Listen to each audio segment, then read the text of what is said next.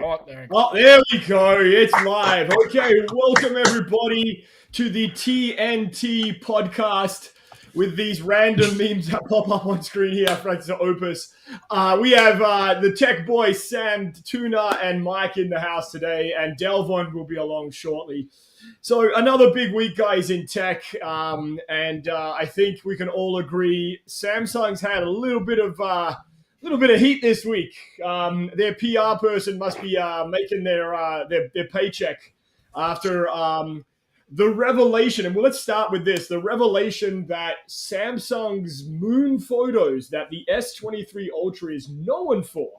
Wait, are AI assisted. Oh my god! I already knew this. Wasn't this revealed around S21 days? Yes, exactly.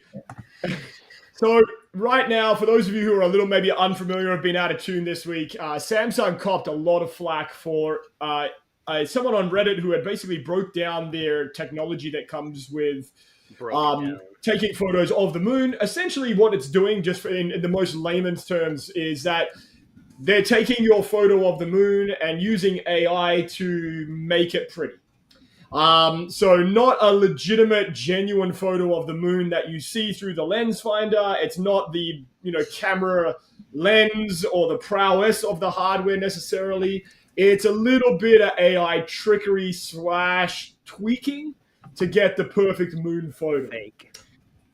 Okay, so there were a lot of people online this week who were very, very, very unhappy with this revelation, saying that it's fake, Samsung's cheating their consumers. I wanted to get a feeling from you guys about how you guys feel about Samsung's trickery. Or is this just the state of smartphones today? Tuna, what do you think, buddy? I think this is all a crock of shit. To be honest with you, every phone uses AI. I mean, I know they brought up Huawei years ago, but Huawei was actually replacing the moon with a picture of a moon. This is using AI enhancement. And it's one of the most minor features. Yes, they spent some time on it, and they've done since the 21, but it's not like the main reason you buy a Samsung S20 whatever Ultra is because it takes moonshots. It's a neat feature. I mean, I've tried to take one with my Pixel 7 Pro, and it doesn't look as good. Obviously, it doesn't use the same AI, fake trickery, whatever you want to call it. But aren't we in a world where ChatGPT and Bing and everyone's using AI anyways? So to me, it's not a big deal. Now, if they were taking that picture and replacing it 100% with a real moon picture that wasn't even there, I'd have a totally different opinion. But I think this is bull crap. I think it's just, and I don't know how many I mentioned to a couple people around me, and no one even knew what the hell I was talking about. So I don't think it's widespread in the general public. It's more a tech thing. And the more and more I sit around on Twitter, the more toxic tech Twitter has been especially about this kind of stuff. Goodness. It drives me insane. It's like, can't we just be happy about a good phone that's come out? No, it's got to have issues. No phone's perfect. That's me. The S23 Ultra would be perfect if it had a micro SD card slot. Nah. Yeah, no phones have that anymore. Back to a classic. Unfortunately, I don't think we're ever going to see that ever again. You know what's I think sad that might be is these budget phones that cost $100 have headphone jacks and SD card slot. It makes no sense to me. And but no Galaxy A54 will have like 2-day battery life. That's nice. And a micro SD card. I saw that. I saw that today. They released the A54, which was the somewhat popular, I guess, successor to the A53. Off the top of my head, I used to have an A74 5G, so it's good. Okay. Now, just getting back to the moon photos for a second, Mike, I know you're really big into photography, and I know you're really big into Samsung and stuff right now. Is it trickery or is it magic?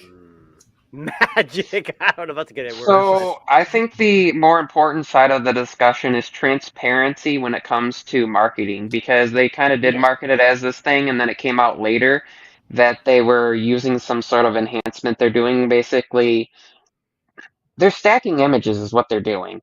And so in order to, when you have low light, you stack images anyways, but they're just doing that so that they can take smaller segments of it and get it in focus.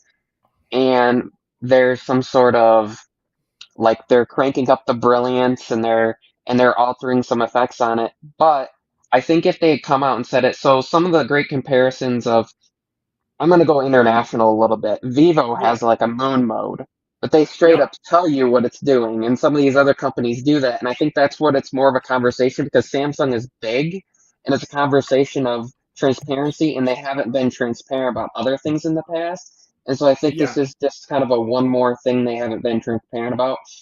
I really couldn't care more or less. Now, the thing where people compare it to HDR is a little bit or like portrait mode is a little bit misleading because those are things Yeah. that actually, like, it's using actual data that was there, where this is kind of replacing some of the pixels with.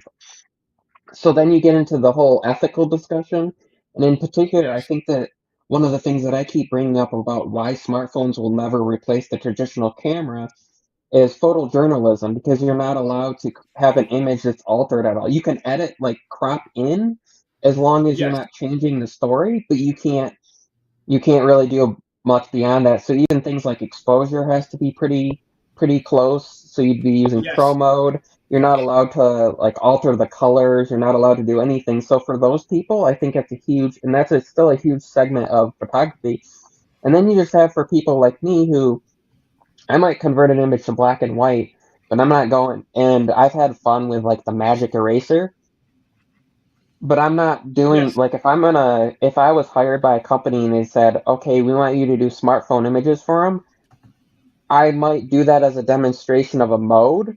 But Yeah. me, I don't believe in like removing stuff. So like if there's a natural scene, I might step closer to like if there's junk in the foreground that I don't want in the scene, I might step closer or tilt my camera up, but I'm not going to take a photo and then strip things out. That's just my kind of ethical, philosophical idea of Yeah.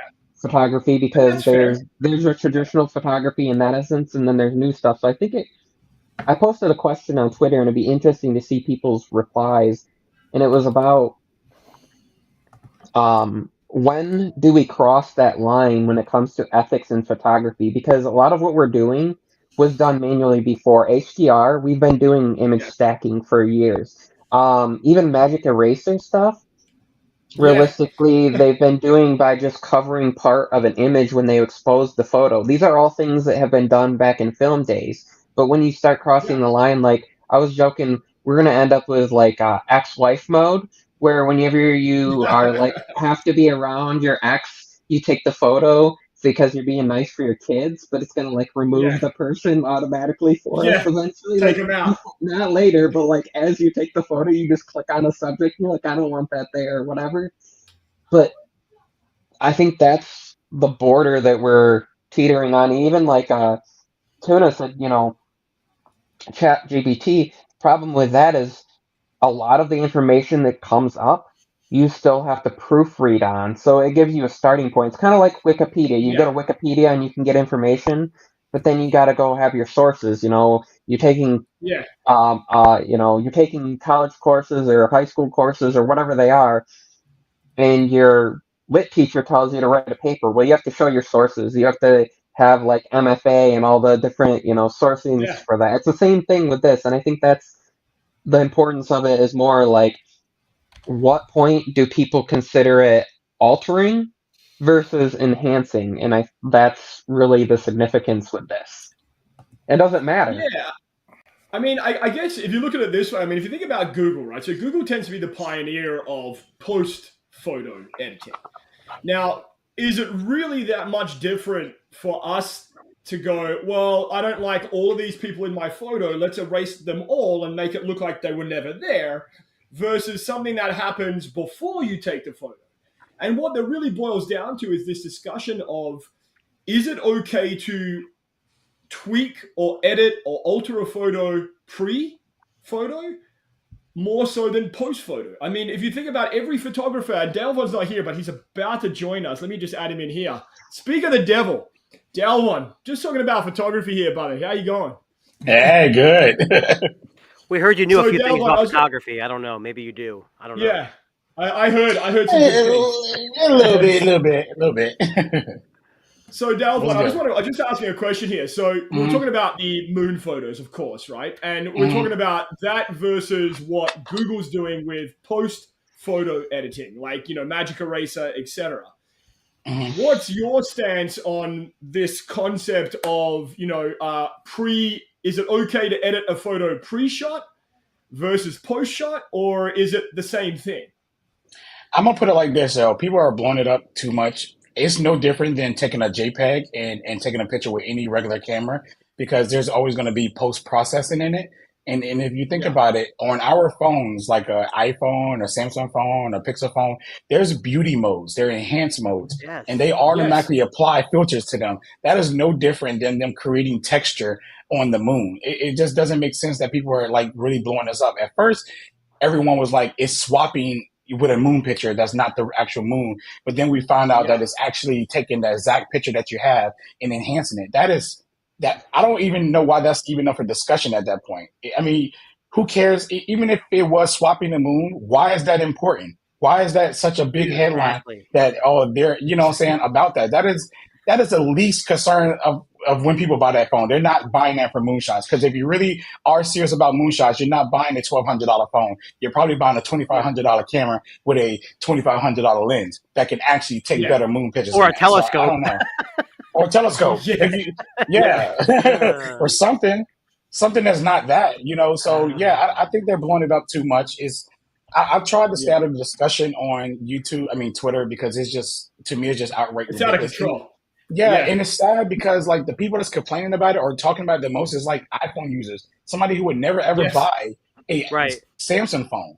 Like, why do they care the most? It seems like when Samsung does anything, it's like this. I shouldn't say just Samsung. It's like the guy just made a comment. The yellow iPhone came out and the whole world stopped turning because it's a yellow iPhone. But Samsung uses AI on a moonshot and it's the end of the effing world. It blows my mind how, and I'm not saying it's iPhone fans. I don't know. It just seems like what Delvon said was, they have this AI enhancement, which every effing phone does nowadays. They might not have been as transparent. Who cares? You can go to the website and read all about how it's done. It's been posted in Korean and people can translate it. I think it's way overdone. But what makes me mad the most is when I used mine to zoom in, I actually found that the moon was made of cheese. Now I'm upset because it's really not. It was all AI. It was all fake. Right. It pissed me off. I got real hungry for a little bit. Uh-oh, Sam's coming. Yeah, hey, man. I would have went up there and grabbed cheese, man. And I'm going to say this, and this is present company excluded, so... Do you honestly think your fucking handheld phone is taking a picture of the moon that's 200,000 fucking miles away? I mean, seriously? 100%. No telephoto lens, no hardware, no nothing. You're just going to point your fucking phone in the sky and go, it's going to take a great picture. Just like a moon. And plus, here's another thing. Folks, it's the moon. It's a subject that's been taken. And here's the thing. You're only ever going to take one side of it. Ever. Yes. You're never going to take the other side. It's dark because it's tidally locked, right? It's like, it's the same thing. It's like, I don't understand it. And again, it's like, it's one of those things where Android users go, iPhone users go, But here's the thing. Apple users like their yellow iPhone. They don't give a shit if it's yellow. It's all the Android people going, well, they're talking about a yellow Android. Can we please stop? It's always the opposite side that care the most. It's always the opposite side. It's so predictable now. It's so predictable how people are going to react. You don't even need a text space. Yeah, you just don't anymore. It's like, you know what's going to happen. You can guess. You don't have to. No, it's scientifically proven. If it's if they came out of the yellow Android device, all Apple people go, they're just copying Apple, right? Yeah. And then it's like all the commentary now about anything. It's so predictable. It's like a thunderstorm. Yeah. I'm wondering if this AI camera though, is it kind of like beer goggles? If you're zooming in, if you're at a bar far, far away, and you zoom in, man, does it make that person, whether it's a guy or a girl, look, I mean, hey, there's a benefit. I'm just messing. Sorry. No, I just like I said, this is what we really need to talk about. The dark side of the moon, huh? The dark side of the moon. Yeah. Hey. You know, I man, ain't I'm even not trying to old. go I'm there. not See going to the be other old. side. I'm not going to be around. I'm old, so I'm not going to be around long enough when they actually have like commercial flights to the moon. You can like, hey, by the way, we're going to the dark side moon. Take a look. You're already right. Yeah. Maybe other people in the chat. I mean, maybe be alive. I want sun shots. I want a sun shot next year. Yeah, I just like I said, I Everyone's gonna go blind because they're gonna be staring at the sun. It's much ado about nothing, and it's like, come on. I mean, can we just like? And my thing is like, what is also the difference if the phone is actually enhancing that moon for you, right? What is the difference between you paying for a photographer for family photos and he's enhancing those photos? Like, what is the difference? You have AI doing it, or you have someone manually doing it. It doesn't matter. It's getting the results that you want. That's what should matter in the end. Even if Samsung is doing that with AI, which I can see that a lot in the future, a lot of AI is going to be taking over like photography at some point, right? Not saying it's going to completely take it away, but it's going to be, you know, I can tell you right now, being a photographer for about 15 years plus, right? Under Photoshop, I remember having to do skin retouching myself manually. I had to go in here and make different layers. I had to do adjustment layers, all this stuff like that. I literally can hit a button now and it smooths out all the skin. And then I can adjust it how much I want. Like, that's AI right there. Right. So at some point, photography became a lot easier to edit because of the AI features. And phones are building it into the phone, so you don't have to worry about going there and touching it up on YouTube. I mean, YouTube, Photoshop, or Lightroom. The funny thing is, Delvon, I remember being in high school in 1992. So yeah. And it was a big thing because when they did yearbook photos, the technology had just come out where they could actually kind of like get rid of some acne. So for young teenagers, it was like, holy cow, you can actually, they called it retouching, right? That's what they called it. And it was like, I remember it was like, that was like magic. Like, wait a minute, I can actually take a yearbook photo. I don't look like I got basically hit in the face with like a board of needles. If it wasn't for AI though, if it wasn't for AI enhanced pictures, I might not be married. So I got to give AI some props. you see this face? Who the hell's going to marry this thing? I mean, come on. Like, hey, I have no clue. If you think about, but I can hook you up anytime. I'll tell you my prices. Or AI or manual, whatever. But if you think about all these, I took this photo. I took this photo, right? Yeah. That's my S23 Plus. The background is literally the cover of my MacBook. I took that photo and I saved it to Google Drive, and then I pulled it up on my iPhone and I did the press and hold where you can copy it, and I pasted it into Pixelmator, and there's my thumbnail, right? Altered background, altered fake shadow. That's fake. From an image that was taken with my phone. Conspiracy. And that's the thing you can do in like 2 seconds. Or like, I was, Delvon and I were messaging back and forth a little bit, and I was, with one of his photos, I was like, hey, what do you think of this or whatever? I just kind of wanted to. Well, that photo, when I grabbed that from Twitter, I didn't realize it was that high of a resolution that it would actually save at that. But I'm like, I want a higher resolution so that I can work with some stuff. So I bring it into Pixelmator and I hit one button that says super resolution, and it takes it and enhances it. So you have like 10 times the original pixels so you can crop in, right? Or you hit the one button and it's machine learning background removal. Who's doing software that? Does amazing what software is doing that? Pixelmator? I have it. Yeah, Pixelmator. It's a. So you need to go on Twitter and blow Pixelmator. You need to go on Twitter and blow them up and say, "Look, they're making fake photos. It's bull crap." So see what happens. I can do that stuff with one click. Now, keep in mind, this is stuff you could do back in the day with Photoshopping. Oh yeah, Adobe. And you do color selection. So it's funny that you say that because I actually have a before and after photo of Tuna. Yes, please. It's true. It's true. Let me see if I can find it here. I think it's this one right here. This is the before. It's blank. Oh, okay. That's about true. No. That's about right. Yeah, so that's the before, and now if you look on screen right now, that's the after. So that's pretty amazing. Yeah, that's all AI. It takes my hair off. It's crazy. I thought I have a full head of hair, but it goes away with AI. I thought the hat was just hiding. I do have more teeth than that. The teeth count's a little different in that picture. It's true. That was an older photo. Right. What I was going to say is, if you think about a lot of these Chinese smartphone manufacturers, they have that beautify feature, which essentially takes away everything. Everybody has it right now. iPhone has it. Samsung has it. And Google has it. And I use all three of those phones, so they both all have it, and they have it in like portrait mode as well. It's just for you to be able to just enhance you instantly. I don't remember which smartphone manufacturer it was, but there was one where you could actually physically change the dimensions of different parts of your face, like your lips, your nose. Well, Mr. Who's the Boss brought that up. he- If you remember, his video wasn't really damning on on Samsung, but he did bring up like that phone that was like giving him more junk in the trunk and making his waist thinner and making his cheeks thinner. They all do it. We don't care about that because I guess it's because we're physically changing it and actually being able to turn it on and off. What people don't understand is Samsung's scene optimizer can be turned off and you could take a really crappy picture if you want. Oh yeah. But people don't realize that. Or I turn it off. Go ahead. Oh, you turn it off? I just turn it off because I don't like the fact that it does an HDR effect to everything. Yeah. So I turn that off and I just. And I was going to say on those moonshots, Botox you can actually you can actually turn those moonshots off. It's just scene optimizer that's doing it. Exactly. And you turn it off, that's all it is. Yeah. So I mean, but you know what's funny? You're turning the AI on and off. So I don't understand the complaint, man. It's crazy to me.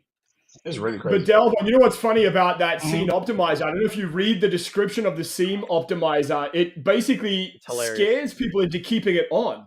It says automatically optimize camera settings to make dark scenes look brighter, food look tastier, and landscapes look more vivid. Okay. Now, I don't know about you, but to like an average consumer, they might go, well, shit, that sounds good. Yeah, I don't want to turn that off. Yeah, but when you do camera comparisons, those phones with Samsung usually wins out. The bright, like MKBHD has pointed out multiple times, brighter pictures, crisper pictures, whether it's over sharpened or not, tend to win on social media. Most of these people using these cameras aren't posting them and printing, 5x10 posters with a 200 megapixel camera. They're shooting a 12 megapixel bin. No, they're not.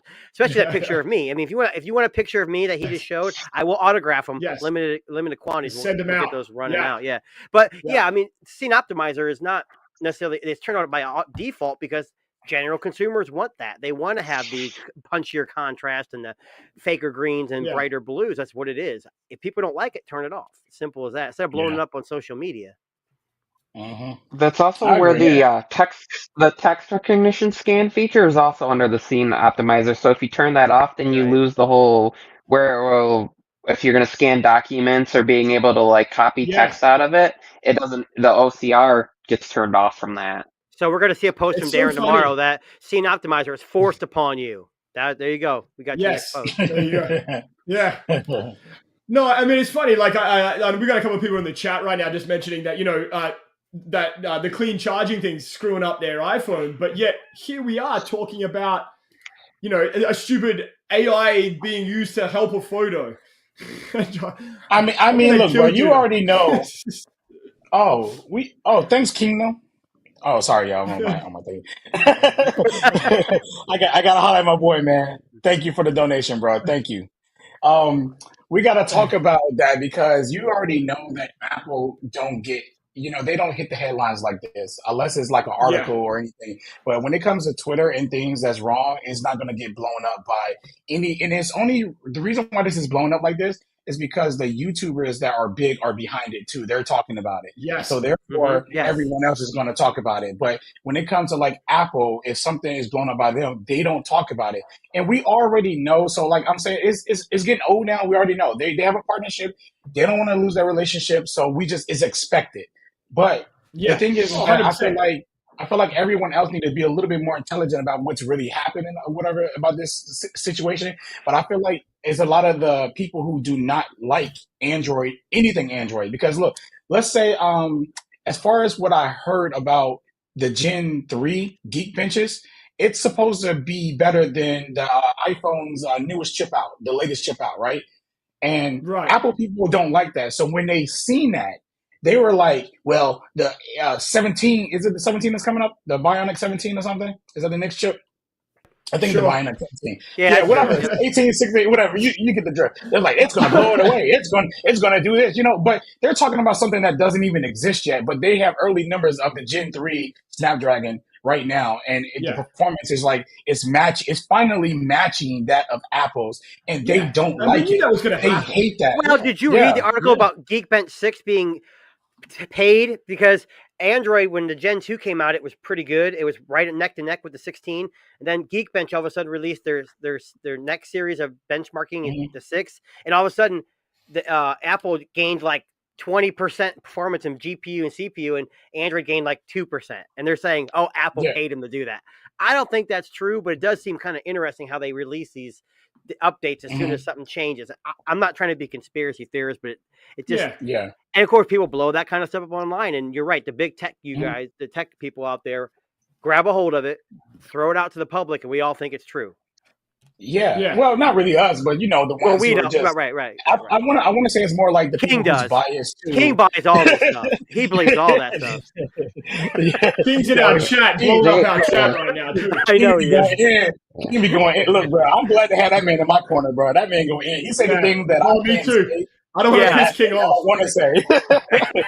So, big shout out to my man, bro.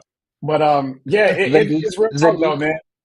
I feel like I mean, we know the reason why they also made videos because the clicking and stuff like that. It makes all sense. I mean, look, YouTube, in the end, YouTube is a business for a lot of people. It's not really a business for me yet because I have my own business. It's something fun for me. If it became a business, then I can understand why they do that and stuff like that. But it's sometimes you got to think about your integrity at the same time because, like, y'all already seen. I didn't watch Max's video, but based off everyone's reaction off Twitter, and whatever MKB said in his video or Mr. Who's the Boss, because I didn't watch one of their 3 Moon videos at all because I don't really care. It's not that this is stupid. This is how stupid it is. I don't care to watch a video on it. But from the comments, man, it seemed like everyone is like, yo, Max just went downhill. His reputation has went bad, and he's Apple China while he's trying to, and he calling out MKBHD about this and stuff. And I was just like, wow, like Twitter beef, I mean, YouTube beef now, like between YouTubers and stuff, like it's crazy. Yeah. So it just. Well, I know, Ice Universe with Ice the leaker. Man, they're killing him too. Like he's terrible. You know what? He's out there getting people responding to him, good or bad. If I post something really negative, people reply back to it. I'm getting engagement, right? Whether it's good or bad, it's engagement. Yeah. But like Delvon said, at some point, if it's a business for me, I can understand if Apple's throwing me free products, but I'm dogging them all the time, I could potentially lose money there. But it comes back to integrity, and it's a juggle. I'm sure I'm not near that level as you guys can probably tell. But let them eat their own. God, it's I it's love fun to watch. Sit back with some popcorn and watch. I love it. I mean, it's like because remember what they always talk about: bad press is still press. It is exactly what I said. And negative, and then, like I said, nobody cares about the good stories on TV. It's always news, always on. It's like I say, let them fight it out because you're essentially fighting over complete bullshit. I mean, at the end of the day, what you're arguing about and what you're actually going toward, what hill you're dying on, is about something that is so not even moving the needle on 95% of the general public. Yep. They don't care right now. They're caring more about banks failing. They're caring more about interest rates going up. They're caring about the fact they don't give a flying fuck about a yellow iPhone. Yes, I mean, that's exactly. What are you talking about? The whole world loves yellow iPhone. When I have 2 people who are making their careers based on something that's completely, none of these people work at any of these companies. They don't build any of these phones. Exactly. They don't do any of the software. They don't build code. They don't write shit. They don't get paid from that company. I'm a Chicago Bears fan. I don't get a check from Hallis Hall. Man, right?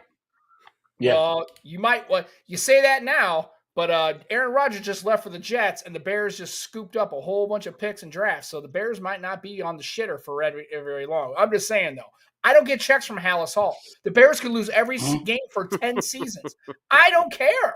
It's going to bother me, but I mean, it's like. Yeah, but you got one of these on your team with the Bears. Right. It's just like. Hey, look, man, I'm a Cowboy fan. We don't win nothing. Oh, I'm just saying. I'm just saying, bro. I'll see you guys later. But I mean, at the end of the day, it's like I read all these comments, and I mean, I try to stay off of Twitter just because I don't generally engage in it because I have a full-time job and a life. Most of the time. Don't talk about me, bro. Don't talk about me. Well, I'm talking about people who want to go to war over. Again, if you work for Apple and you were part of their R&D division and you want to go to war on this or explain the business justification for why they're doing what they're doing, go for it. Rock yourself out. Right. But you're sitting there. It's like 2 fucking fans fighting at a football stadium. It's like, you're that's exactly what it is. Exactly. You're right. Part of either team. So who cares? At the end of the day, it doesn't really matter. It's if you want to fight for that. And I mean, but if you're going to get pissed off to the point where you got to rage quit and throw your controller down and take your ball and go home, you need to seriously reevaluate your life. There's one exception, and it's a sports metaphor. And you guys can't relate to this because the team that I'm a fan of, I'm depressed every year, the Cleveland Browns. So you got to feel for me, okay? I got to fight everybody because we don't win anything. Right. But I'm just saying, it's just like, I mean, it's good.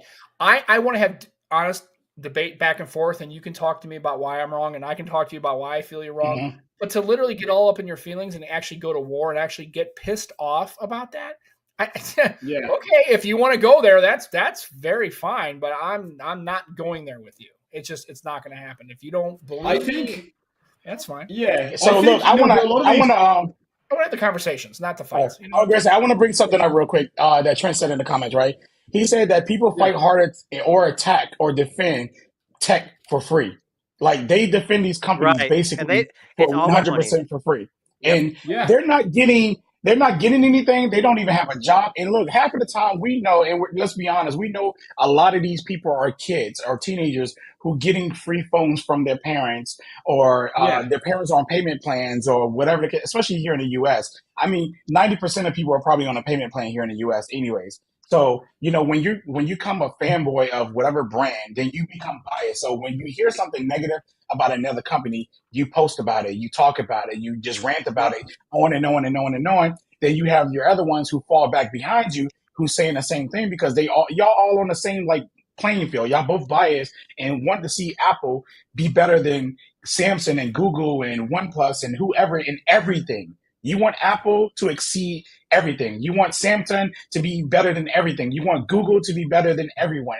It's just that that's how fanboys are, and they're just so strong on that. So they attack you, they attack your integrity, they attack everything because they're upset, especially if your company is doing better at something than their company actually doing. And they hate that. That's why a lot of these and they're a business. Android comparison. Yeah. And they're making and you're only helping them. You're not hurting them.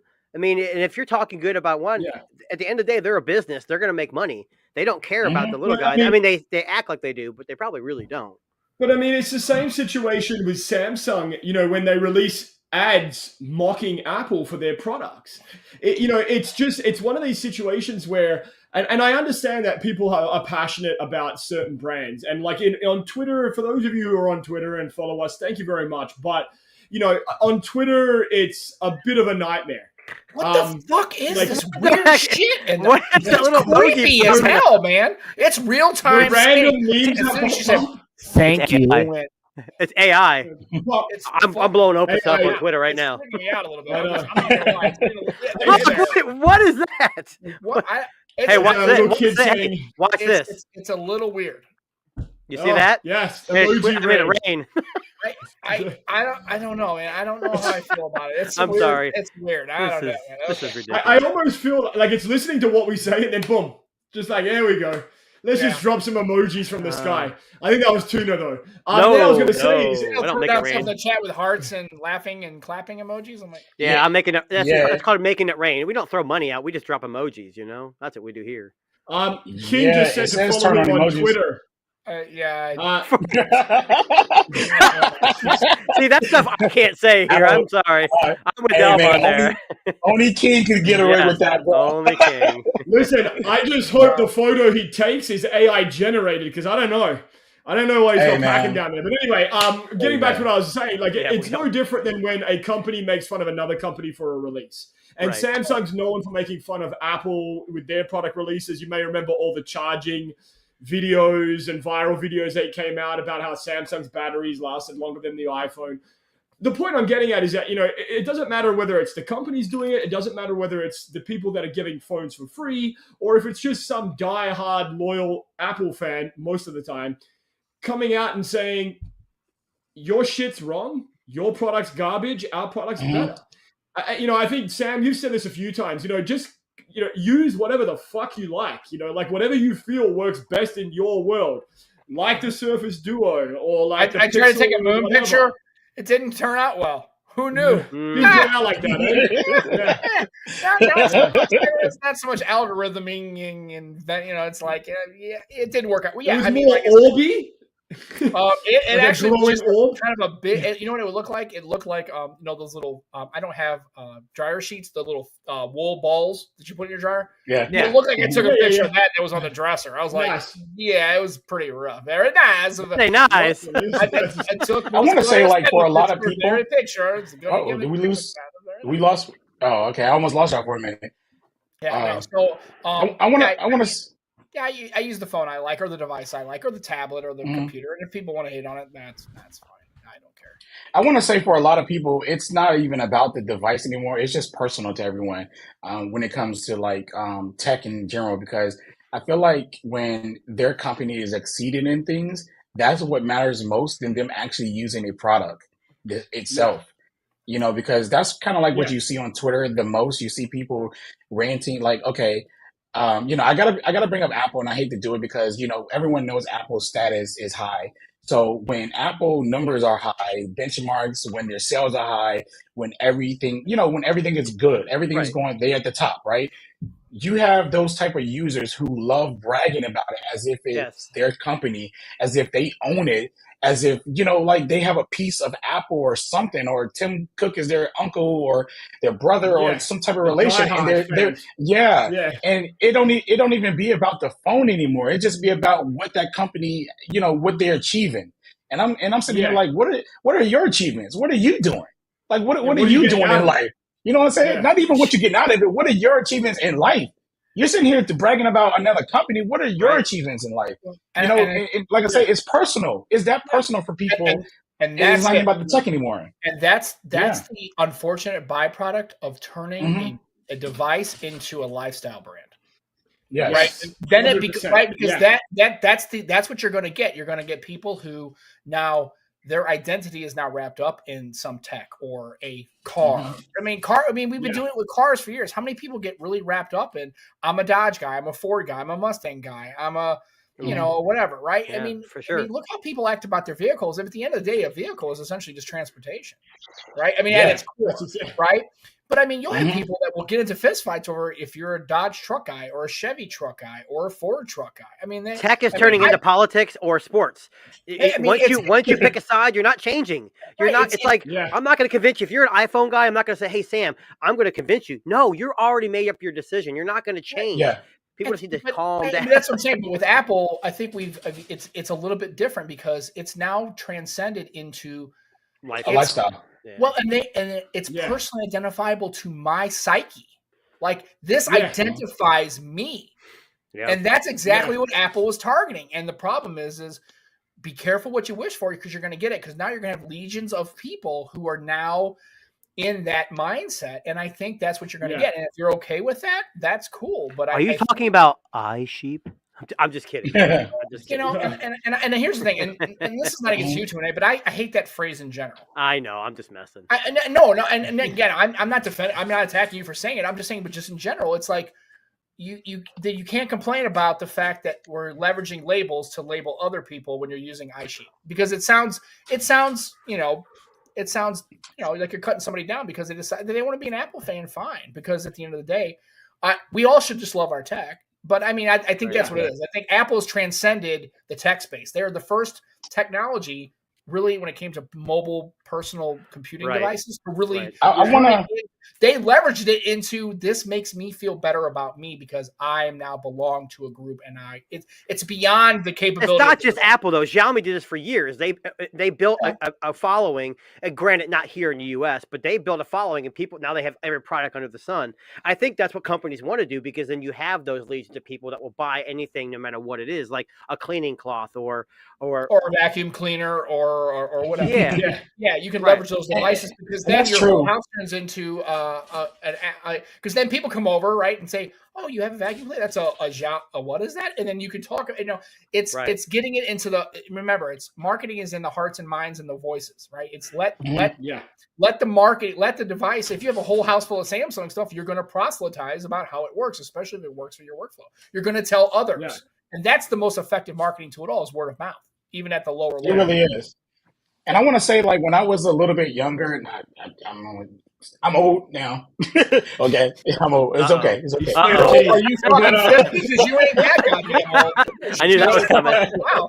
That bullshit. But when I was younger, and I would say around the time like the first generation iPhones, like the first iPhone and maybe the 3GS, I will admit at some point in my life I wanted to get an iPhone because it was a growing popularity type of device, and I wanted to like feel like I fitted in with the crowd, so I did get it. And then I instantly realized that I was too much of a tech nerd for an iPhone. iPhone was so limited and bare bone that I could not function with it at all because I was coming from Windows, and the Windows phone back in the days, you can hack and do everything almost with that phone. It's like a mini computer in your hand.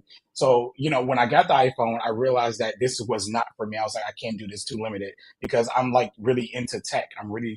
I can't, this is a phone. This is like my house phone that I use. That's what it felt like to me. So, I went over to Android and everything like that. But yes, Apple has created that lifestyle, and it started a long time ago because I even felt like I needed an iPhone to fit in with the crowd. And this is before iMessage and FaceTime was even popular at the time. We still was using SMS, and we still was using two ways and beepers at the time. Oh yeah. So that's bad. yeah. Yeah.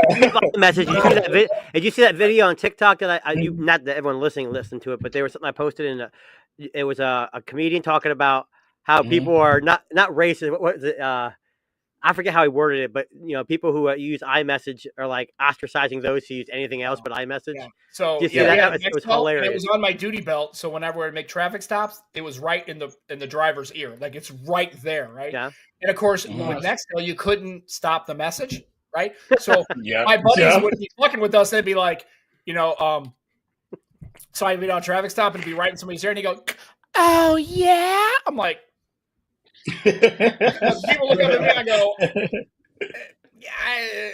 hi, can I have your driver's license? Like, why is that? Did somebody say, oh yeah, that's bull? I was like, oh God. And so I used to have to just leave in the car because you couldn't stop the message, and the people would just be, it was way too easy to mess with everybody else. I'm going to assume there was no body cams at that time either, right? Well, no, this was 2001, so no. But body cams catch everything now. You can't do anything with that now. But actually, what I'm more weird about is Michael Peppertech has been uber quiet for the last 10 minutes, and it's weirding me out. So his nails are clean though. He's cleaning his nails. I need me some Michael Peppertech. Come on, man, get in here and get some. Hey, Mike, they got an AI that can clean your nails, right? I'm just saying, bro. I get the AFib machine out, and we'll hook it up to your chat. We'll get you going again. Go, Mike. Listen, I don't know if you noticed how people are. I've noticed lately people always saying like Apple fans are this way and that way, and I think it depends on who you hang around, because there's a lot of criticism of Apple right now, in particular like the whole discussion with the charging in the EU, some of the charging stuff that's on, which realistically every company has it. The smart charging features that are on. It's just like. And they're on by default on every company. It's just, I think, because Apple called it environmental charging or calls it something different, it got brought into the discussion. It is what it is. It's like if the people on one side find a feature that other company has that they find like does something that they don't really want, they criticize it. It comes from both sides of the fence. I mean, holy smokes, you want to set people off. You have anybody, you still have people that are like up in arms because BlackBerry's gone. You still have people like you still have people that discuss how Apple stole the graphical user interface from Xerox. I mean, you have people living that's like back in the 70s. But what your point about like the whole when you were talking about the lifestyle thing, I think all companies are now. They all have watches and phones. And they have ecosystems. I mean, Google's ecosystem technically transcends all brands in a way. Like Google Photos, Gmail, their whole app suite for like business, personal use, Drive backup. Like if you think about it, Google Drive has been around for many, many years, and people use that. My family, we use that so that it doesn't matter. Like the whole iMessage thing to me is funny because my parents never really noticed, because I always just like, oh, here. I'm just going to add the photo of my son to the album that's listed his name on iCloud Photos and Google Photo, and everybody gets it. It doesn't matter. So I'm never really sending photos and videos within messages, because the other thing about that is So you have to back those up and save those. And then you end up with double redundant storage because it stores within your messaging app, plus you saved up on your device. So to make it easier for everybody, I just sent them the link. They're invited once. They don't have to download it. They don't have to miss the message. It goes in there. When they comment on it, everybody sees it. And that's I've been doing that for forever. I mean, it makes you think of the days when you used to send out people would send out Christmas cards, right? Some people still do that. They send that Christmas card to all their family, and then their family sending them. It's the same kind of thing, you have your shared albums. So for me, that's never really mattered, and my parents don't even notice half the times. I've switched phones, and they haven't noticed because I text them or I call them. They don't care what color bubble it is. They're not They're not doing liking your message. They're not doing a younger generational and even my siblings, though. I don't think I see it with the Android community or people use Android. Apple users have a tendency to weaponize and ostracize more than Apple. If you're using a blue bubble, Android people go, whatever, I don't care. But if you're using, I mean, I guarantee you don't have many people on videos, and maybe there are these people. You got to find them and put them on video. Go, Android people who are using Android go, Apple, iPhone. If I see a blue bubble, fuck, I'm not dating that guy. Apple, Android people are like, hey, if she's willing to let me date her, I'm probably gonna smash. Right? That's pretty much how it's gonna go, right? So I get they are lifestyle brands, but I don't think that comparison is gonna work. You're not gonna sell me on it. I think but also if you apparently according to popular media, if you use an iPhone, you're driving a Ferrari. If you're an Android user, you're driving a beat up Dodge Colt from 1942. Peasant, right? So. That's what it is. I mean, the narrative is still the narrative. That narrative about Android users is poor and iPhone users are rich. That is still a thing right now. But I do agree with Michael. I think they are all lifestyle brands. I just don't think when it comes to their actual user base, I think that narrative isn't one-to-one. Yeah, it really applies to Apple on the the most. Android side, there is no lifestyle brand. I mean, Google's close, Samsung might be close, but I don't think there's actually. Well, I think Pixel and Samsung are pretty close. They're close, but Apple's got. I mean, it's probably cornered the market in the U.S. at least for that. I think Google is trying to more so tackle the homes than anything, and not really more like the mobile market itself. Yeah. So, but I think I actually dealt with something interesting recently because I was having issues with some things with RCS and some weird things where it kept wanting to turn on and off. So I ended up putting my main number back in my iPhone because it doesn't really matter. It's literally those few people that I'm calling or texting or whatever. It's just I was having problems where messages just weren't coming through. When I switched my SIM card back over, I didn't turn off Google Chat. And so the people that had Android phones, when our apartment manager, I was having a message her, she responded and it went to the old device because it's still linked, kind of like how when you switch iMessage. So now RCS has the opposite effect. It's actually doing both things. So now you have the issue of okay, what device is the other person using? Because if they have chat on and you don't disable it and then you go back to using an iPhone, you're actually having it. It's like they flipped the script in a way, but it happens on both sides now. So it depends. So I carry two phones. And it doesn't matter. I use Telegram. I use Facebook Messenger. I message with my parents and my siblings, and my sister has an Android, and none of them care. But it's funny. It is a generational thing. But I think even that's changed because more and more younger people are getting on and using Facebook Messenger, so it doesn't require you to have a Facebook account anymore. They're using Instagram messaging and Snapchat. They're using other apps. So iMessage, I think, is starting to actually lose its. I mean, you look at the top apps that are using iMessage isn't even in the top 10 anymore. Yeah. So it's an interesting. And I guess my question is that compared to a global engagement, though? Right. That's that's in the U.S. That's in the U.S. and globally. They're starting to lose their market. That iMessage is number 10. In the U.S. In the world, they're not in the top 10. In the U.S., they're dropping down, though. They're not even in the top anymore because it's they're not even in the top globally at all. They're not even on that list at all. You know what? And even in the U.S., Sunburst to get everyone over. If iMessage was universal, I think that it could be at the top, but it's not. That's the problem. Right there. I think, and that's where I think we're really going to see Apple move. Is if when their engagement gets so shitty that they globally, when it comes to messaging, that's what's going to break them open, where they're going to open that up to globally, and then you're going to watch that engagement. That's what's going to push them. It's all The thing was- Cupertino cares about is how the dollars work, man. Follow the money. Yeah. That's every company on planet Earth. It has nothing Yeah. to do with you. Follow the money. Once Apple realizes their iMessage platform is damn near dead last as far as engagement, that's when they'll go, well, we probably got to open this up, and we need to come with a homegrown first-party app to make this universal. And they do. Yeah. iPhone eventually opens up their stuff. I mean, they're going to go USB Type-C. They'll make it different, but they have to. And the EU's forcing them to do a lot of this stuff, which is good. I think it makes it easier for everyone. Well, the Surface is doing it, and it's going to be coming native thing across all Windows devices once they, kind of perfect it on there. But if you have a Surface, iCloud now integrates natively within like the basic primary of the OS, and also now messaging through like the linking your phone. You can actually reply through from an iPhone now. From an iPhone though too, it's linked into it. The thing is, I think it's just taken this long for the APIs to be used because their iMessage API and like iCloud APIs have been around for years. It's just the developers, I don't think, wanted to do it. But now that I think the Surface line is becoming more and more popular, if you think about the fact that it's not just a tablet, they've expanded, and in the particular in the business realm.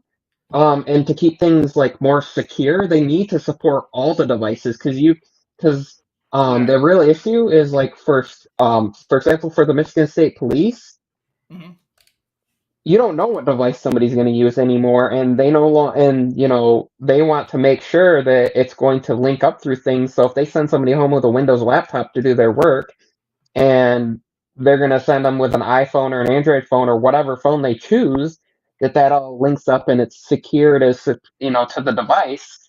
I think that's important to integrate that. So if I take a photo of a land plot and I have those GPS coordinates from each corner of a land plot, and I need to message that, the fact that that photo taken on the iPhone links through iCloud and is native on that Windows machine, and then I can send that out through like secured email to as a if you were working as a state employee is significant. I think Apple's realized that they're not going to get people to buy MacBooks necessarily because Windows 7 is still the government's still using Windows 7. Well, and also because there's no such thing as Apple servers.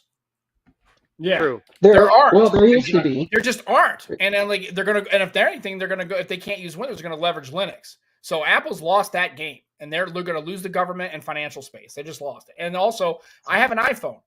Guess what my iPhone does? None of the native apps work. It's all Teams. It's all Outlook. It's everything else. Because Microsoft finally decided, and this is what people get pissed about Satya Nadella, but should be happy about, is he finally got said, look, we have to be a agnostic platform and engage all things. That's it. That means Windows Phone's going to have to die. And for people like me, that hurts. Zune's going to die, right? We can't be that. We have to be all things to all people because that's where you're going to win. You're going to win because now, like, look at Surface's vision. That vision 5 years ago or under Ballmer, that vision does not exist and never did, right? And so you get both, right? You get Satya is going to kill your beloved Windows Phone, which is my beloved Windows Phone. But look at what, like Michael just talked about. Look at Surface's leverage, and look at Android, iOS integrating directly into the Surface, like into an OS.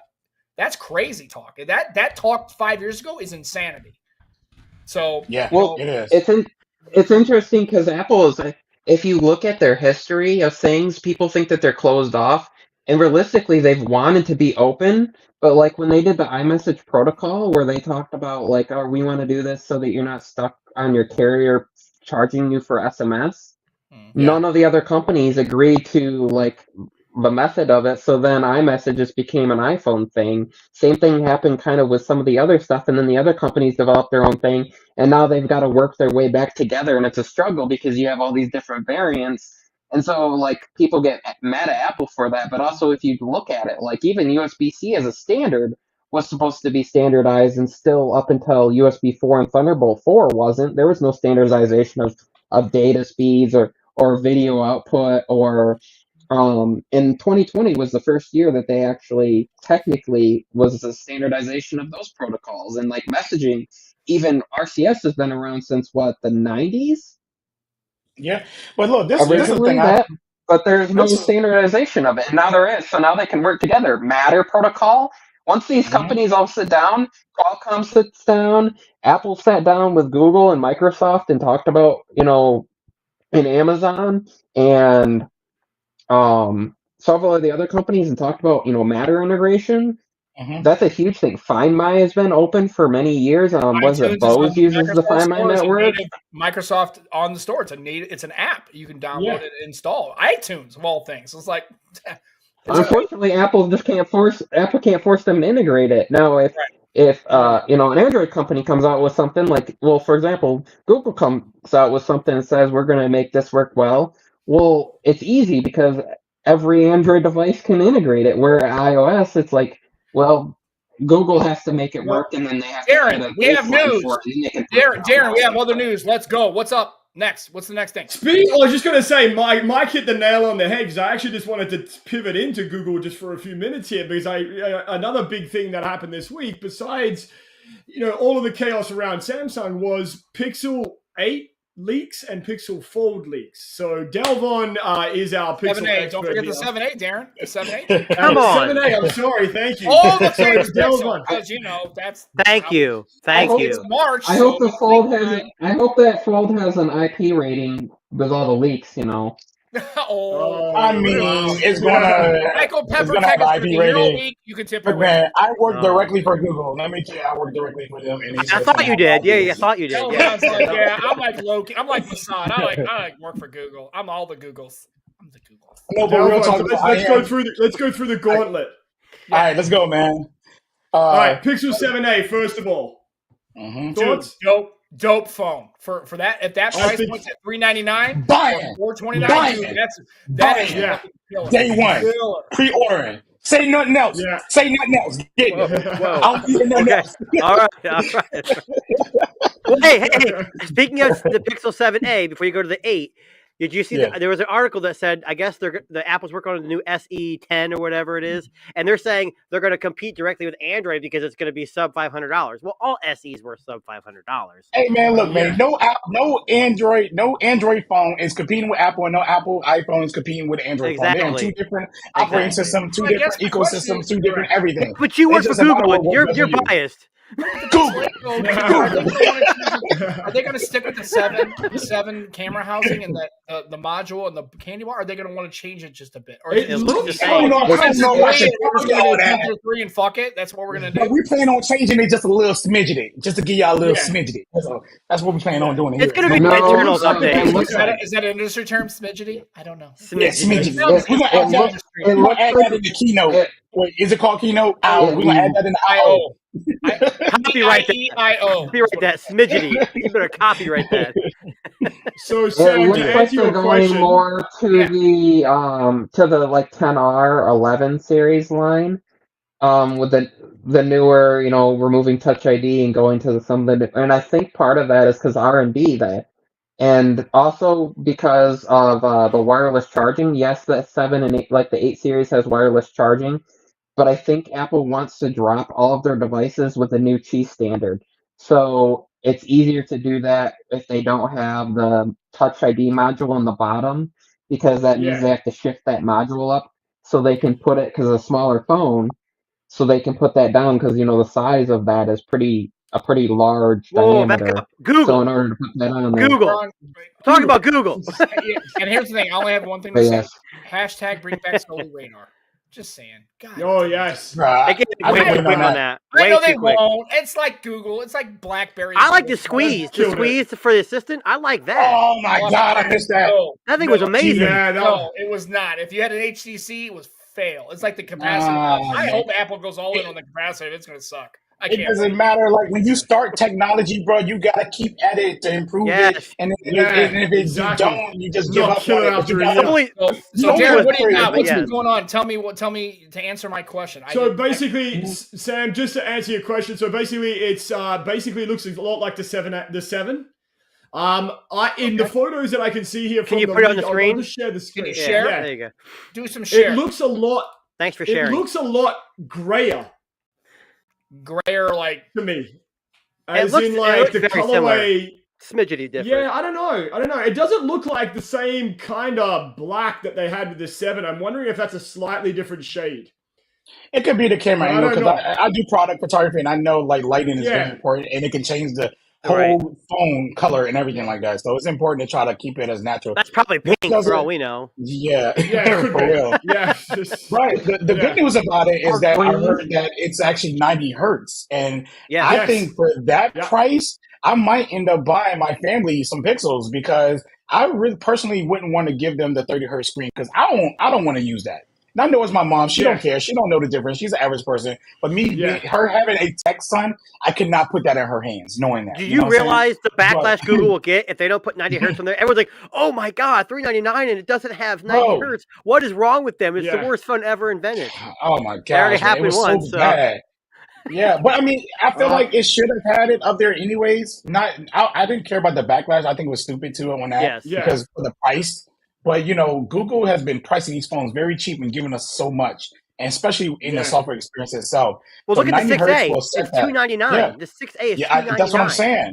And then that means Yeah. like what?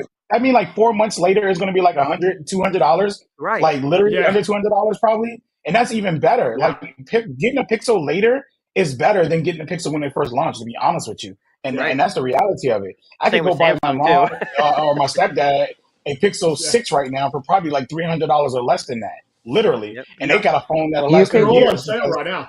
Yeah, Yeah. yeah. You can For get sure. a Pixel. You can get a Pixel 7 Pro. If you don't mind doing Amazon Renewed, I saw one that was like $549 on there. I was like, Nice. that's Yeah. a pretty solid deal, Yeah. And then I'm you're not buying on 10. any I'm buying carrier, 10. no activation. I'm gonna make it rain pixels. But So, I think what that do you have? Right now have solid deals What's too wrong, with like Sam? You didn't like trade-in. You that? can trade in like an iPhone. Like an iPhone 12 or newer and some like older Samsung devices and get like $799 off. So yeah, that's true. Yeah. That's one thing about I Android. mean- I'm generally, if you wait a little bit, the phones drop in price. And the bad part of that is the resale value isn't that great. But the general Always consumer is said this. hanging on to their phones for a long time Yes. anyway, so it I doesn't say matter. for the buyer, it's bad. For the buyer, it's good. For the seller, it's bad. Right. And then for Bad, yeah. iPhone, for the seller, it's good. For the buyer, it's bad for iPhone. So it's like the Yeah. opposite, pretty Yeah. much. Because Yeah. you buy a used iPhone, you're going to be almost buying it at the price of a new one. You might as well buy a new one. Well, But in general, Android, consumers are 2 I think- years. Yes, And Yeah. they're turning them in, so Yeah. they don't care. Yeah. absolutely. Exactly. So I just think in the Android world, it's a lot better. I don't know who complains about that, right? Getting a last year flagship for almost like a dollar and a penny. And you complain, Yeah. you know what I'm saying? Like, well, because I hear people a lot talk about how Android devices they don't hold up their value. I don't care. That's beneficial to me. Exactly. If- What does it you know what I'm matter? saying? Yeah. Getting a last year flagship that's still good for another 3, 4, 5 years, and I'm getting it way cheaper than what it was at launch. That's insanely crazy. Even like the Ultras, the S22 and S23 Ultras, the S23 Ultras are going to drop to about $800 some dollars or Yep. somewhere around $700 real soon, and that's a blowout deal for a lot of people. And that's in the same year of release. That's not You know even what? next You think year. the That's in S23? the same year. The Yeah. S23 Yeah. you're talking about? Yeah, but Yeah. but we already know you- it's going to drop. are you going to pay a cheaper price for a phone that takes fake pictures? Come on. Yes. Oh, you're right about that. We don't, Google. yeah, True. That's right. That's right. Come on. What about the I 8? Does uh, that need to be described? I mean, seriously, Tuno. Come on, man. I mean, I Well, apologize. let's get back on this curious Pixel though, to see because my we talk way about out. Pixels right now. We Yeah. in Pixel land. Let's right get now. back yeah, on Pixel. Goldbot's not Right, letting this come shit go. on. He's like a dog. We're on the Pixel. So, Pixel 8. Pixel 8. And now, one of the biggest changes that I'm very impressed by, and I really hope this is not a rumor, going with a flat screen on the Pro model. Yes. So, yes. the 8, I think that might actually be the biggest upgrade for the Nah. whole fucking line. Like, the flat screen on the 7 Nah. was good. It's great. The 7 Pro is fine. It's not as curved Nah, bruh. as, they I don't like describe. it. I told No, them me when we was either. in the meeting, I said, don't do that curve again. They was about to throw me out the window and fire me. So I was like, all right, I shut up. So, yeah. How no, are you in they the gotta meeting? get rid of the curve. Aren't you working from home? Hello. No. Sometimes I drive down to McDonald's to get me a burger and some fries, and then I go, all right. And Hey, I don't know why everyone hates curved screens. I Is love that a curved cow? screens. No, Curve screens didn't bother me at all. I don't hate curve screens. I think we're done with it. Oh, we're all. It's on. I think we're done with it. I mean, remember the old note with the curve, like the I think we're done. I think we really. For me, the curved thing I've noticed is it's one of two things. One, it's hard to find a case that protects those sides unless it goes way up, and then it's hard to swipe in on. The fact that my Vivo X80 Pro I dropped within the first week and cracked it with a case on was because the curves of the sides so much, so the corners are protected, but it hit on that edge. You don't drop your phone then. Come on. Well, it wasn't even on purpose. It was in my pocket. I was reaching for a different phone, and it caught the cameras. The camera bumps like. Look, I'm hearing excuses. You dropped it on purpose. Did you hear the pain in his voice? Yes. Fuck it, I was so in my pocket. Have you ever dropped a phone and you're like, oh, I hope it didn't break? I dropped a phone. Oh my god, it's the worst feeling in the world. I think we all dropped phones. I dropped a major F-bomb with the window open with my 4-year-old son right next to me, and he just looks at me like, "What's wrong, Dad?" And I was like, "My life is over, you fucking ungrateful heathens." But seriously though, I'm excited about the flat panel, and I'm excited that, and I was kind of hoping Google was going to do 2 Pros like Apple, and pretty much, and do like a smaller Pro and a bigger Pro, and give out the same features pretty much. And I guess you can exact same phone, just size is different and battery size difference. That's it. Why does Google do that? Why do they do that? They have a Pro and have a regular one. If they shared the features, people would actually want the smaller phone.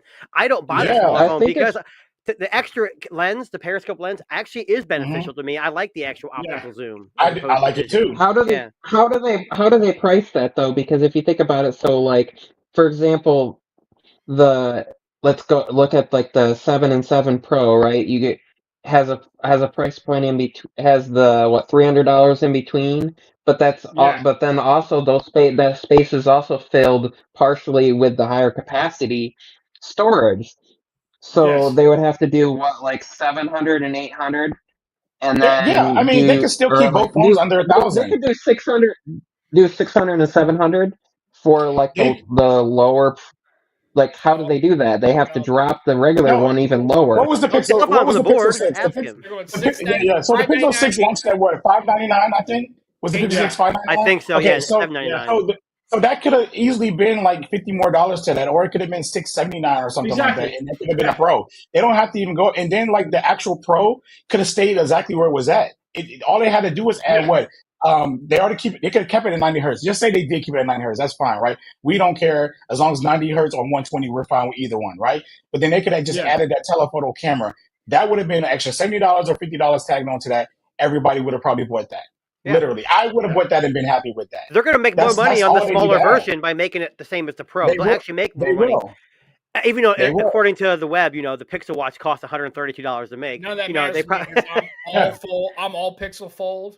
Yeah. I'm all in. Yeah, I don't know yet. With Google's track record, I love Google Pixel. Oh, I don't care. I used the Duo for 3 fucking years. I mean, you kidding me? I'm all about the Duo got better over time, $1,800 starting point? $1,800 starting point. Yeah, man. Fuck it. I mean, these I don't know, man.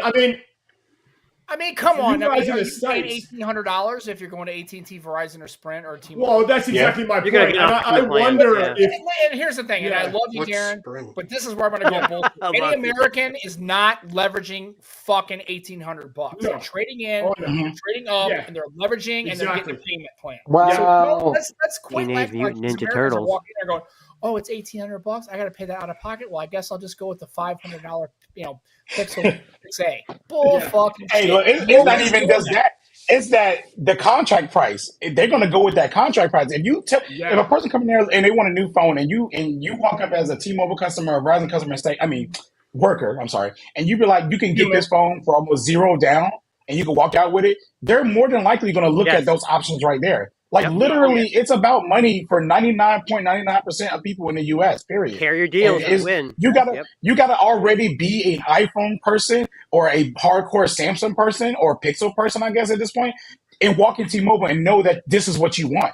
Like, you Dan, gotta be like, I want that new iPhone. I want that new Pixel. Successful as a seller if people didn't have any trade-ins and there was no carrier deals or anything else. You think people are going to rock a fucking $1,200 Pixel? No, nobody. That's nobody. Apple and all these companies are making it off of contracts. They made it easier for people to entry, and then it's the pain of the actual purchase is minimized, if not eliminated. So it makes it a lot easier. So for maybe for people in Canada or for that don't leverage those deals, or people who in the EU would walk into a boutique and maybe buy a phone, $1,800 is a hard fucking pill to swallow. But bro, we're not there. I don't think we're there ever. Really. No. I think the rough part will be the difference though is like with Samsung with the Galaxy Fold, they give these huge amounts on trade-in. So you have some people that do the pre-order directly from Samsung, and then they can split the rest of it through their carrier or through like Affirm or through whatever. Yeah. But here's going to be the issue.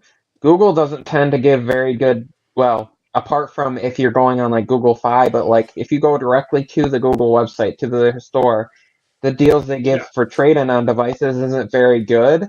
So you have an $1,800 device. Was pretty good. I thought last year was going to be up to the Samsung.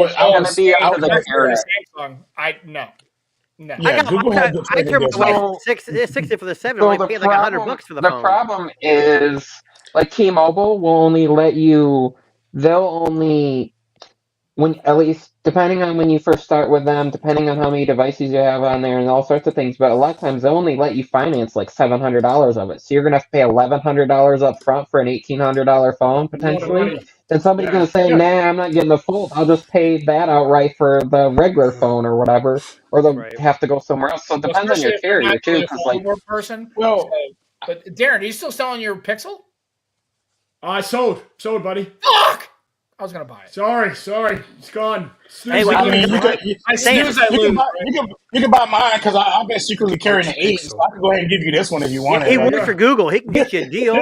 We'll talk later, Delavan. But Mike, what you said? I was gonna say what Mike said is true. What Mike said is true about the carrier thing, but the thing is that T-Mobile is going to do whatever they can to get you on their contract regardless. And I also want to mention that if you got decent credit with them, like me, I could walk in T-Mobile right now and go there when they close. Okay, but I could have went to T-Mobile and walked out of there with a Fold and only pay the taxes because I have good credit. But not everyone has to put that much money down to get it. But then they're going to lock me into 3 years of paying on that device. Yes, at $50 a month. So it really depends on your credit, and then they'll determine how much you got to put down. Some people got to walk in there and spend the whole entire amount, depending on that phone or their credit or whatever. So it really depends. I've been with T-Mobile since forever, literally since forever. And my credit with them is A1. I can go in there and walk in and walk out with any phone with zero down, and I just got to pay the taxes. Whatever the taxes is on that device, I walk out the taxes, and then I'm stuck with this $50 or $40 or $30 a month added onto my phone bill, which I don't do. Because I like Trent. He did a whole video on this a long time ago, and I guess he's now seen the light, which I respectfully respect that man for that. Because I seen the light a long time ago. I got myself away from the carriers because every time you go there, it's so convenient to be like, here, take this money, give me that phone. Now you got 2 or 3 phones on your account. $30 a piece, $50 a piece, and now your phone bill is like $200-$300, and that is ridiculous. I switch phones a lot, so if I go finance a Fold 3 for 3 years, and next year I want to upgrade, I'm like, well, shit, I still owe $1,500 or $1,200 for the phone. I got to pay it off, then I got to unlock it. I've done it a few times, but like you have like TELUS or Rogers or Bell, right? Yes. So how do they pretty much have an American model? Or do they have like a? So basically, like the way that it works, it's very similar here. It's much more expensive here in Canada. When you're doing shit. It's because your dollar doesn't mean anything. Yeah, it's maple syrup. So I mean, for you guys, you might pay $50 a month for a brand new phone. We're paying almost double. So, it'd be closer to probably $100, maybe even $120 for a Fold if it's like a brand new $2,400, which is what the conversion rate would be for the device. You're paying $100 a month for it. Yeah. Right? Holy shit. It's a 1.6 Canadian dollars to the US dollar, and then they have those added like the import, like some of those added fees on there. So it's about double. So for me, that's probably why they took much away from everybody in Canada, because they'd be fucking pissed off that they're getting fleeced by these carriers. You can't have a handgun in Canada anymore. So, like, well, I'm just saying. Yeah, but don't they have like maple syrup chugging contests? When it comes to tech, right? Yeah, we do. Maple syrup. Come on. Yeah. Right, they're just chugging maple syrup and going to hockey, and it's cool. Like, I love Canada. No, Super but like, Troopers. see, that's why Super Troopers. For me, I'm gonna end up buying it outright. Well, yeah, I'm gonna end up buying in this situation. You're almost like leveraging. It's almost equal. It almost breaks. I don't want to pay $100 a month for 3 years. Fuck that. It's not worth Bro, it. We $600 for a phone. Yeah, I'll pass. Look, if I was Delvon and worked for Google, I'd have the money to do it, but I don't work for Google, so. Delvon's got a hookup. And then you can fucking get a Pixel thing. That's it. Yeah, man. Well, listen, I think aren't we all petitioning to get Delvon on T-Pixel? I secretly got the Pixel 9. But it's like a piece of paper that says Pixel 9. Tell you, so there's a guy I watch on YouTube. I mentioned his name before. He's not really on YouTube anymore. His name is Scott Peachy, and he's Team Pixel. And I remember I don't know how many times he'd be like, "Yeah, I don't have the Pixel 6 or the Pixel 5." And 6 months later, he's like, "Oh, I've had this phone for 3 months, and here's my review." I'm like, "Son of a bitch!" I'm not going to say the name of the podcast. Because we're on somebody else's show and it's Brood. However, I'm pretty sure that me and Joe's podcast really helped is what really sealed the deal to get Delvon hooked up. It was because it's true. Not only is that, we told him that on Twitter. By the way, Delvon, are you Team Pixel now or no? Seriously, I'm not, man. I didn't think so. Yeah, we hooked him up. Man. We got him all. They don't like me, man. I don't know. Hey, they don't like me, I got approved for Team Palm Pre. Just got approved. Nice. I need to get on that. I can't wait. Well, I need to get on somebody's team. I ain't on nobody's team. I got either. For Lotus Notes. Get the fuck out of here. Well, hey, it's funny. On my channel, I got 500 subscribers. I'm giving away a bunch of Wise products, and I had like 7 DMs saying, "Oh, who's your hookup for Wise? I need to get the." I don't have a hookup. I paid for that crap myself. I beta test for people here and there. Be careful of those giveaways because you're going to get a whole bunch of fuckers coming out of the woodwork. Oh, I know. I'm not asking. Hey, when I did this, I specifically said you even click on it. There's no way you can check out my channel, but you do not have to subscribe. I don't care about all that subscription shit. I'm just giving away stuff that I have sitting around that I don't need anymore. People DMing you like crazy. Oh yeah, I already had that. The other thing you can do if you really want to is you can. I've seen people where they'll say, well, you have to have been subscribed already because you can look and see how long somebody's subscribed. So some people will only do it if you've been subscribed for like so many weeks or so long at the time because they don't want people subscribing. All you got to do is click on this link and then leaving. Yeah, all you got to do is look at my Twitter and look at my YouTube. All you have to look at it. You don't even have to subscribe, and that's it. And Tuna said, the only way you're going to be able to qualify for my giveaway is if you send me a King Sober dick pic. Yes, sure. Then I will vote you in the drawing. And Delvon shirt, and a Delvon shirt.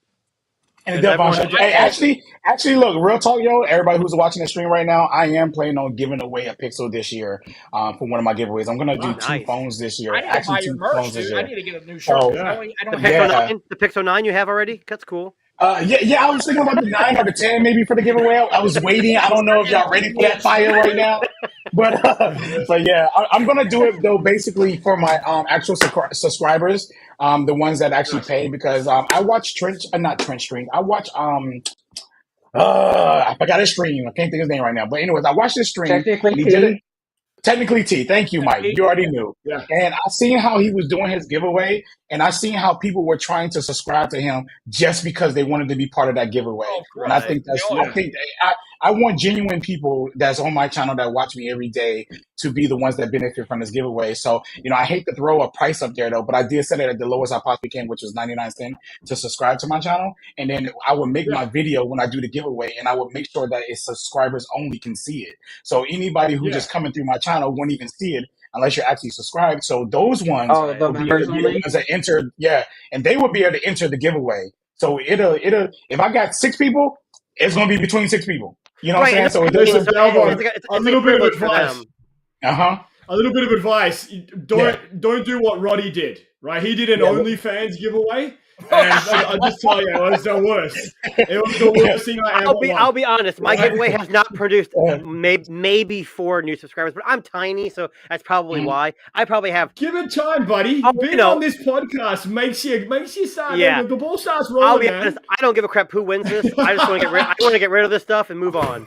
What Yeah, I mean, I feel you. Is that me? It's not King off of ours. My stuff God. And it doesn't do anything. Only.